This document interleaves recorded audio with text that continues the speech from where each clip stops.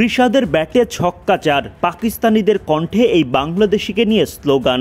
ছোট্ট ইনিংসে খানিকটা সময়ের জন্য গ্যালারিতে ছড়ালেন উত্তাপ।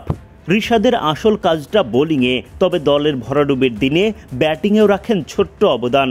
লাহোরের ব্যাটারদের ব্যর্থতায় অল্প রানের পুঁজি নিয়ে বাবরদের বিপক্ষে এদিন আর গেম চেঞ্জার হওয়া সম্ভব হয়নি রিশাদের। বৃহস্পতিবার পাকিস্তান সুপার লিগে রিশাদ হোসেনদের লাহোর কালান্দার্স নামে মাঠে।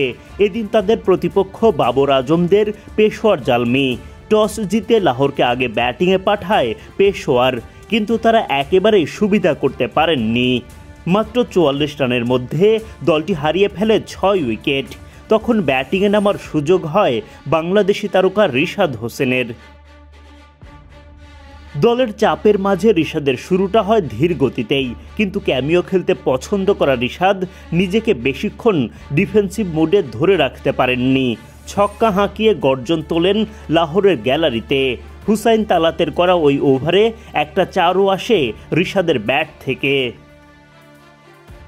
এরপর অবশ্য আলজারি জোসেফের বলে জোরালো শট খেলতে গিয়ে ব্যাটের কানায় লেগে বল চলে যায় উইকেটের পেছনে। পেশোয়ারের উইকেট কিপার মোহাম্মদ হারিস লুফে নেন দারুণ একটা ক্যাচ। হতাশার বিদায় রিশাদের। ১৩ বল খেলে ১ ছক্কা ১ চারে তিনি করেন ১৩ রান।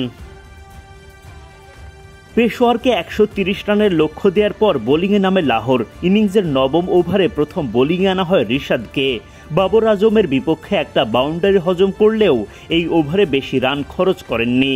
মাত্র ৭ রান খরচায় প্রথম ওভার শেষ করেন রিশাদ। দ্বিতীয় ওভারে বোলিংয়ে এসে একটা বাউন্ডারি সহ রিশাদের খরচা ১১ রান। হুসাইন তালাত ও বাবর আজমের দায়িত্বশীল ব্যাটিংয়ে এই ওভারে উইকেট তোলা হয়নি।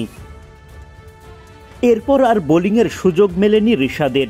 ২ ওভারে ১৮ রান খরচায় থাকেন উইকেট শূন্য। বাবর আজমের ৫০তে সহজ জয় তুলে নেয় পেশোয়ার জালমি।